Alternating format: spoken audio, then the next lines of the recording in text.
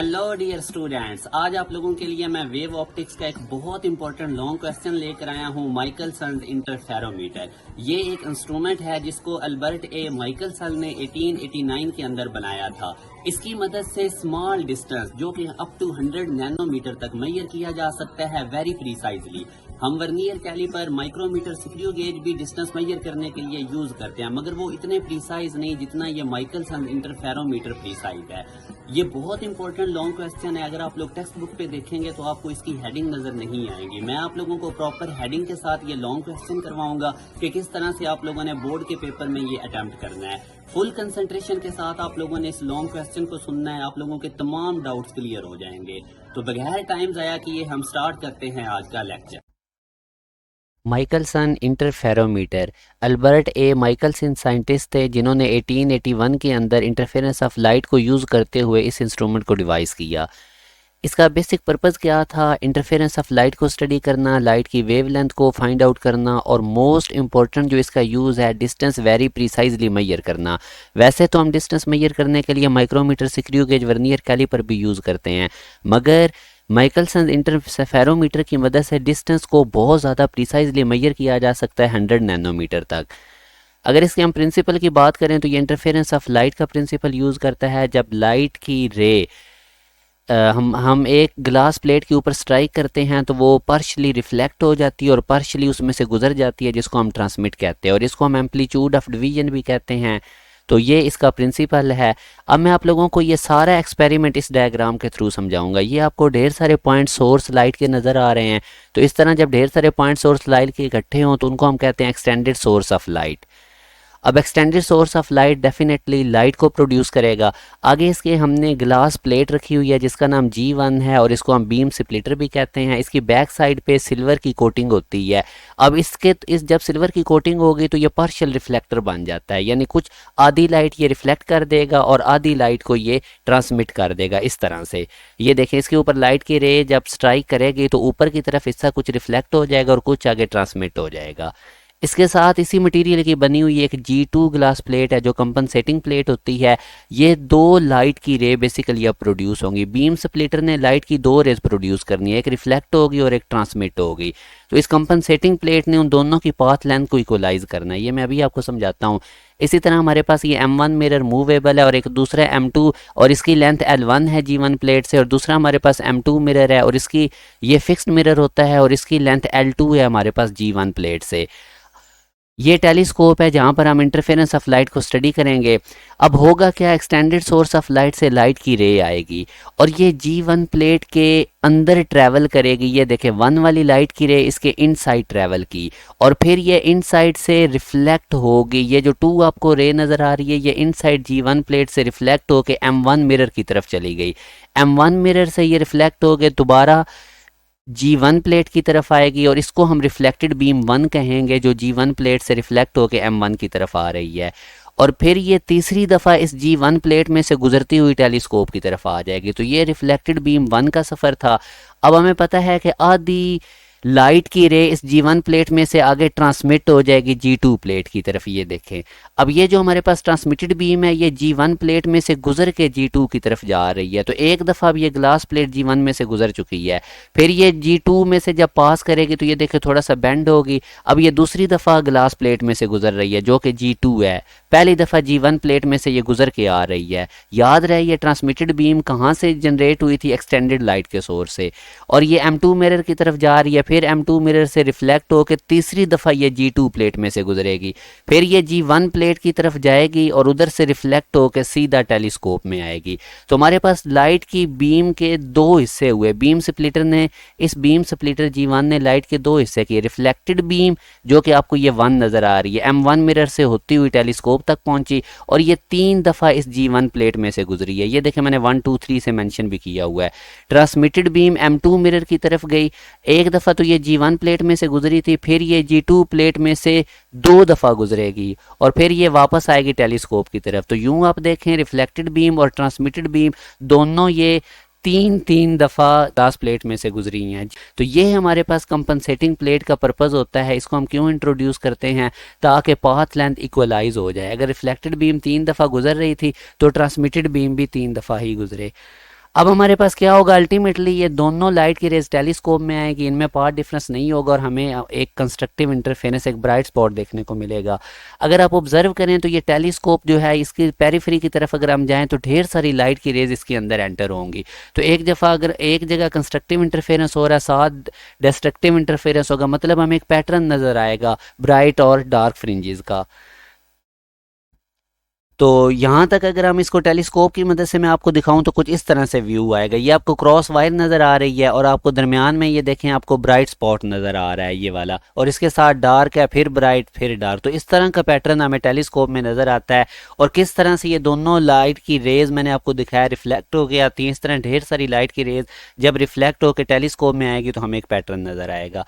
तो बस अब यही चीज़ें आगे कंस्ट्रक्शन और वर्किंग में बतानी है। ये देखें आपने कंस्ट्रक्शन की एडिंग लगानी है, इसमें आप पार्ट्स ऑफ इंटरफेरोमीटर लिखेंगे कि इसके एसेंशियल पार्ट्स कौन कौन से। एक्सटेंडेड लाइट का सोर्स होता है जो मैंने आपको ये दिखाए थे, उसके बाद दो प्लेन मिरर्स होते हैं M1 M2, एक मूवेबल एक फिक्स होता है, दो ग्लास की प्लेट्स होती हैं G1 G2। और फिर आप देखें तो इसके अंदर हमारे पास G1 प्लेट मैंने आपको बताया था लाइटली सिल्वर्ड होती है, ये पार्शियल रिफ्लेक्टर के तौर पे काम करती है, बीम को स्प्लिट कर देती है इस तरह से। फिर हमारे पास G2 कंपनसेटिंग प्लेट थी जो दोनों बीम के पाथ को इक्वलाइज करती है ताकि वो दोनों इक्वल टाइम्स ग्लास प्लेट्स में से पास करें। और टेलीस्कोप जिसके अंदर हम देखते हैं सारा ये इंटरफेरेंस, वर्किंग में आपने वही बताना है कि बीम एक monochromatic extended source of light से निकली, G1 प्लेट पे स्ट्राइक किया, उसके दो हिस्से हो गए। पहला पार्ट था रिफ्लेक्टेड पोर्शन जो कि हमारे पास G1 प्लेट से रिफ्लेक्ट होके L1 डिस्टेंस कवर करता हुआ M1 मिरर की तरफ गया और वहाँ से रिफ्लेक्ट होने के बाद दोबारा से G1 प्लेट में से गुजरता हुआ टेलीस्कोप में आया। अब हम बात करते हैं सेकंड पार्ट की। सेकंड पार्ट ट्रांसमिटेड पोर्शन था और वो हमारे पास G2 प्लेट की तरफ ट्रांसमिट हुआ G1 प्लेट में से गुजरता हुआ, और M2 मिरर तक पहुंचने में उसने L2 डिस्टेंस कवर किया G1 प्लेट से। फिर वहाँ से वो हमारे पास दोबारा M2 मिरर से रिफ्लेक्ट हुआ G1 मिरर की तरफ और वहाँ से रिफ्लेक्ट होकर टेलीस्कोप में आ गया। तो यूं G2 ने क्या काम किया था, इक्वलाइज किया था दोनों की पाथ लेंथ को, दोनों बीम्स की। अब हम बात करते हैं कि इंटरफेरेंस पैटर्न कैसे होता है माइकलसन इंटरफेरोमीटर में। सबसे पहले जब दोनों मिरर इनमें से M1 मूवेबल होता है, जब दोनों रेस्ट पे होते हैं तो हम जो टेलीस्कोप में हमें पैटर्न नज़र आता है वो स्टैटिक होता है, मतलब जो फ्रिंजेस हमें ब्राइट डार्क नज़र आ रही होती हैं वो मूव नहीं कर रही होती, रेस्ट पे होती हैं। इस तरह का पैटर्न नज़र आता है। फिर हमें पता है कि जो M1 मिरर है ये देखें आपको इसके पीछे प्रिसीजन स्क्रू नज़र आ रहा है, इसको जब हम मूव घुमाएंगे तो हमारे पास ये जो मिरर है ये अपनी बिल्कुल सरफेस के परपेंडिकुलर आगे पीछे मूव कर सकता है। तो जब इस हम M1 मिरर को मूव करते हैं bye means of precision screw तो फिर हमारे पास क्या होता है, टेलीस्कोप के अंदर हमें इस तरह से व्यू नज़र आ रहा होता है। क्रॉस वायर आप देखें, जहाँ पे क्रॉस वायर है वहाँ पे आपको ब्राइट फ्रिंज नज़र आ रही है।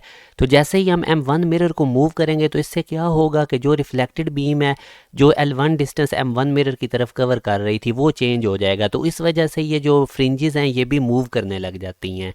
याद रखें जब भी हम M1 मिरर को मूव करेंगे तो ये फ्रिंजेस भी मूव करने लग जाएंगी। तो अब यही चीज़ जो मैं आपको बता रहा था कि फ्रिंजेस मूव करेंगी जब L1 लेंथ जो है ये चेंज होगी मिरर M1 को मूव करने की वजह से। फ़र्ज़ करें हम M1 मिरर को λ/2 डिस्टेंस पीछे मूव करते हैं तो रिफ्लेक्टेड बीम λ/2 मिरर M1 की तरफ जाते हुए एक्स्ट्रा डिस्टेंस कवर करेगी और λ/2 वापस आते हुए।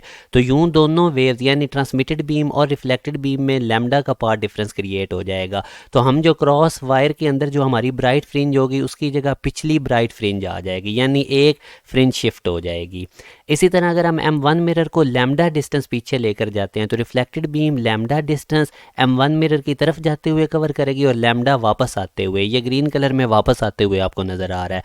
तो यूं दोनों ट्रांसमिटेड और रिफ्लेक्टेड बीम में 2 लैम्डा का पार्ट डिफरेंस आएगा। और हमारे पास अगर हम टेलीस्कोप में क्रॉस वायर से देखेंगे तो हमारे पास एक ब्राइट फ्रिंज की जगह 2 शिफ्ट फ्रिंजेस का हो जाएगा।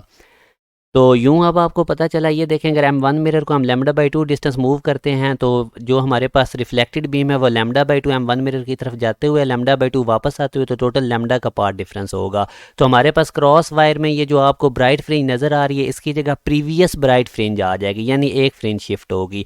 इसी तरह अगर 2 लैम्डा का पार्ट डिफरेंस होगा तो 2 शिफ्ट हो जाएंगी ब्राइट फ्रिंज की, 3 लैम्डा का पार्ट डिफरेंस होगा तो इस क्रॉस वायर वाली ब्राइट फ्रिंज की जगह तीसरे नंबर वाली प्रीवियस ब्राइट फ्रिंज आ जाएगी। तो यहाँ से मैं उम्मीद करता हूँ कि आपको पता चल गया होगा कि किस तरह हम फ्रिंजेस का पैटर्न दे के फ्रिंजेस की तादाद शिफ्ट वाली काउंट करके हम जो M1 मिरर का डिस्टेंस है वो भी कैलकुलेट कर सकते हैं। ये मैं आगे आपको इक्वेशन भी बताता हूँ।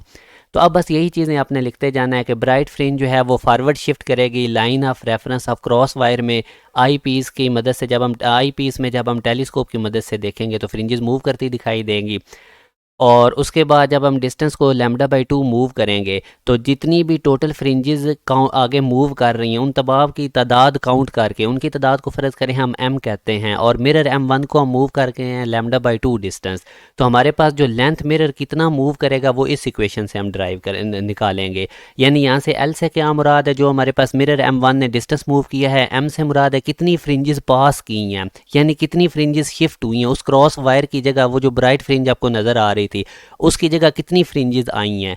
तो ये m है और l डिस्टेंस हम मिरर का मूव किया हुआ निकाल सकते हैं, और lambda wave length of light है। अब यहाँ से आपने एक इंपॉर्टेंट नोट याद रखना है कि अगर हम मिरर m1 को λ/4 डिस्टेंस पीछे लेकर जाते हैं तो अब रिफ्लेक्टेड बीम λ/4 डिस्टेंस उधर जाते हुए λ/4 डिस्टेंस मिरर m1 से वापस आते हुए तो टोटल कितना पार्ट डिफरेंस आ जाएगा λ/2 का। और हमें पता है कि जब λ/2 का पार्ट डिफरेंस आए तो फिर जो हमारे पास क्रॉस वायर थी वो रेफरेंस लाइन में जो क्रॉस वायर थी टेलीस्कोप में, उसमें ब्राइट फ्रिंज की जगह जो प्रीवियस डार्क फ्रिंज होगी ना वो उसकी जगह आ जाएगी। तो यहाँ तक मैं उम्मीद करता हूँ कि आपको फुली क्लियर होगा कि किस तरह से मिरर m1 का हम डिस्टेंस निकाल सकते हैं फ्रिंजेस शिफ्ट की तादाद को काउंट करके। अब हम लास्ट पे डिस्कस करते हैं यूजेस ऑफ माइकलसन इंटरफेरोमीटर। तो सबसे पहले इसका यूज़ ये है कि माइकलसन इंटरफेरोमीटर की मदद से हम डिस्टेंस बहुत प्रिसाइजली मेजर कर सकते हैं अप टू 100 नैनोमीटर तक। अब देखें ये बहुत ज़्यादा स्मॉल डिस्टेंस हमने मेजर करना है, तो हमें फार्मूला पता है L = m λ/2। L हमने डिस्टेंस मेजर करना है तो इसके लिए हमारे पास m भी स्मॉल होना चाहिए और वेव लेंथ ऑफ लाइट भी हमने स्मॉल यूज़ करनी है। तो अब देखें हमारे पास जो क्रॉस वायर में टेलीस्कोप में जब हम देखते हैं तो इस तरह हमें ब्राइट फ्रिंज आपको क्रॉस वायर में नज़र आ रही है। तो स्मॉल m के लिए हाफ शिफ्ट होनी चाहिए। हाफ शिफ्ट किस वक्त होगी, जब इस ब्राइट की जगह पे प्रीवियस डार्क आएगी। देखें जब हमारे पास इस क्रॉस वायर वाली ब्राइट फ्रिंज की जगह पे प्रीवियस ब्राइट आएगी तो उस वक्त 1 शिफ्ट होगी, मतलब दोनों वेव्स में 1 वेवलेंथ का डिफरेंस होगा। अगर हमारे पास इस क्रॉस वायर वाली ब्राइट फ्रिंज की जगह पे प्रीवियस डार्क फ्रिंज आती है तो इसका मतलब हाफ शिफ्ट है, मतलब m की वैल्यू कितनी होगी, हाफ। तो अब हमने क्या काम करना है, हमने स्मॉल डिस्टेंस मेजर करना है। तो इसके लिए अब हम m भी क्या लेंगे, स्मॉल, जो कि हाफ शिफ्ट है, m = 1/2। और वेवलेंथ भी हम स्मॉल यूज़ करेंगे जो कि ब्लू लाइट की वेवलेंथ है 400 नैनोमीटर। तो अब आपने सिंपल इसमें वैल्यूज़ प्लग इन करके स्मॉल डिस्टेंस निकाल लेना है, जो कि हम माइकलसन इंटरफेरोमीटर की मदद से निकाल सकते हैं। तो ये देखें मैंने कैलकुलेशन कर दी हैं और ये 100 नैनोमीटर तक का डिस्टेंस आया, और यही लीस्ट काउंट है माइकलसन इंटरफेरोमीटर का। इसी तरह अगर हम इसका दूसरा यूज़ देखें तो माइकलसन इंटरफेरोमीटर की मदद से इसने length of standard metre major की थी in terms of wave length of red cadmium light. यानी इसने ये बताया था कि 1 मीटर के अंदर 1553163.5 वेव लेंथ होती हैं रेड कैडमियम लाइट की, माइकलसन ने मेजर की थी। इसके बाद इसका लास्ट वाला यूज़ होता है कि माइकलसन इंटरफेरोमीटर की मदद से हम wave length of light use कर सकते हैं। अगेन वही फार्मूला आप देखें, यहाँ से आप वेव लेंथ को सेपरेट करें तो अगर हमें L और M की वैल्यूज़ का पता हो तो हम wave length of light use कर सकते हैं। अब हम माइकलसन इंटरफेरोमीटर के रिलेटेड एक न्यूमेरिकल देखते हैं। वेवलेंथ ऑफ मोनोक्रोमेटिक लाइट हमें गिवन है जो कि half silver glass plate G1 पे स्ट्राइक करती है और M1 मिरर को मूव करवाया जाता है 0.233 मिलीमीटर। तो हमसे फ्रिंजेस की तादाद पूछी जा रही है जो शिफ्ट होती हैं जब हम उसको टेलीस्कोप की मदद से देखते हैं। तो यहाँ पे आप देखें, आप लोग सबसे पहले डाटा लिख लें, वेवलेंथ ऑफ लाइट मेंशन करें, उसको मीटर में कन्वर्ट कर लें। मिरर का डिस्टेंस आप लोग मिलीमीटर से मीटर में कन्वर्ट करें। हमने फाइंड आउट क्या चीज़ करनी है, नंबर ऑफ फ्रिंजेस। तो फार्मूला हमें पता है कि एक ही हमारे पास L = m λ/2। यहाँ से आप लोगों ने जो चीज़ फाइंड आउट करनी है m उसको सेपरेट कर लें और बस अब आप लोगों ने वैल्यूज़ प्लग इन करते जाना है। और ये मैंने कैलकुलेशन कर दी हैं, तो जब आप एंड पे रिजल्ट देखेंगे तो हमारे पास 792 फ्रिंजेस शिफ्ट होंगी। इसके बाद ये एंड पे आप लोगों के लिए एक असाइनमेंट MCQs है, आप लोगों ने इसको सॉल्व करना है। तो मैं उम्मीद करता हूँ कि माइकलसन इंटरफेरोमीटर के रिलेटेड आपके तमाम डाउट्स क्लियर हो गए होंगे। अगर फिर भी किसी किस्म की कोई कन्फ्यूजन हो तो आप लोगों ने कमेंट सेक्शन में पूछ लेनी है। अपना बहुत ज़्यादा ख्याल रखिएगा। अल्लाह हाफिज़।